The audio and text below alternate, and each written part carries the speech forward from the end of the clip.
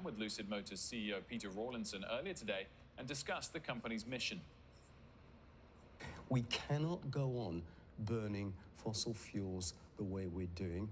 Mankind needs to transition to sustainable mobility. And the route to that is technology. This is a tech race. And the technology that we create in-house with this car, we will use to make electric vehicles progressively more affordable and progressively more mass market. And we need to accelerate that with a sense of urgency. Let's bring in Jim Cramer for more. And Jim, I want to hear more about what you thought about the interview, more about the stop, but first and foremost about the car itself, which you got to test drive, right? Yeah, I mean, I'm not as proficient a driver as I used to be, but I know how to go, let's say, 0 to 80 without breaking my neck like I almost did when we were at Englewood Cliffs. This is a beautiful car. It's a luxury and, to some degree, affordable sedan that is a race car. And I've got to tell you, Wilf and Morgan, it is a delight. And I think that's going to matter a great deal when it comes to sales, and it mattered to Motor Trend because it did get the Car of the Year. And Jim, tell us more as well in terms of, with the Investing Club, the subscribers to it, what you've been saying about the stock itself, because you can have a fabulous product, but the valuations are pretty steep at the moment. They all are. I mean, look, we're all on the hunt for the next Tesla. I remember at other points in my career, we're on the hunt for the next Amgen. One point, we're on the hunt for the next United Health, for heaven's sake. But I will say this, Wolf. There is a belief that EV, electric vehicles, they're only 2.5% of our market. Why can't they can double and then double again? People want these. This is a attractively priced car at $70,000 that he thinks, that Peter Rawlinson thinks can go down to $50,000. And ultimately, if we like Tesla and they got to 1 million, and Rivian, which could easily produce hundreds of thousands of vehicles that Amazon would take, I think there's also room for Lucid. And I think Lucid's a very exciting situation. Do I think it's too high? They're all too high. Does it matter? It's what people want to buy in the actual marketplace, and it's what people want as a stock.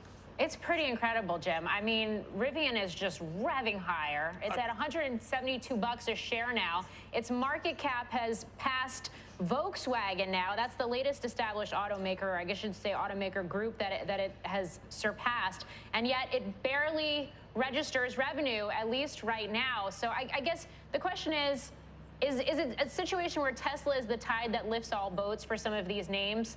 And is it a situation around FOMO, or is it just the fact that really, truly, this is a huge opportunity, even if the valuation right now has some time to be caught up to? I'm going to go with the first two, Morgan, which I think are incredibly insightful. I mean, look, could be the next Tesla, and you don't want to miss out on the next Tesla. Now, we can argue, wait a second, they're already so far but larger than Tesla was when Tesla was smaller. But I will come back and say this. There is so much money out there, Morgan, that these guys, I mean, I was speaking to Peter Rawlinson when we were driving around town, and they just have unlimited amount of capital, and as long as they do, then they can pull something off. Can they pull this one off with all the different plants they want to build? Yes. They can, because there's so much money. So there's so much money in the stock market and so much money available to these companies that I think that you got to let them ride. I recommended Tesla probably, I don't know, about 800 points ago, and everyone said I had missed it.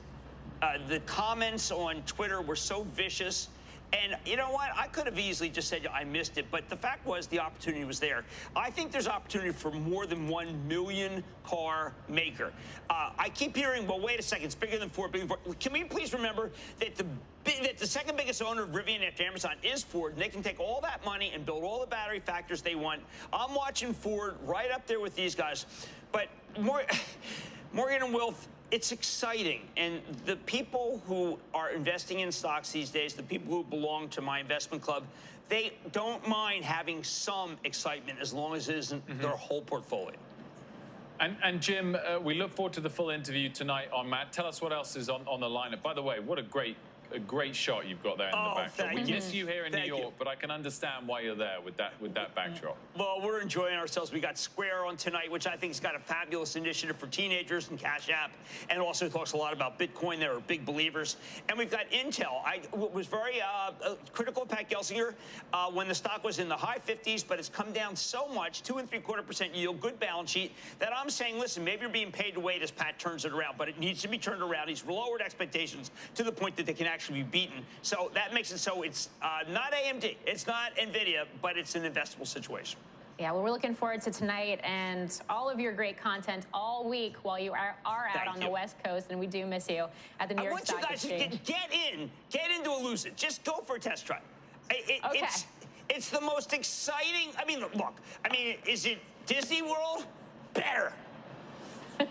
We will get right on that. Jim Cramer, thank you.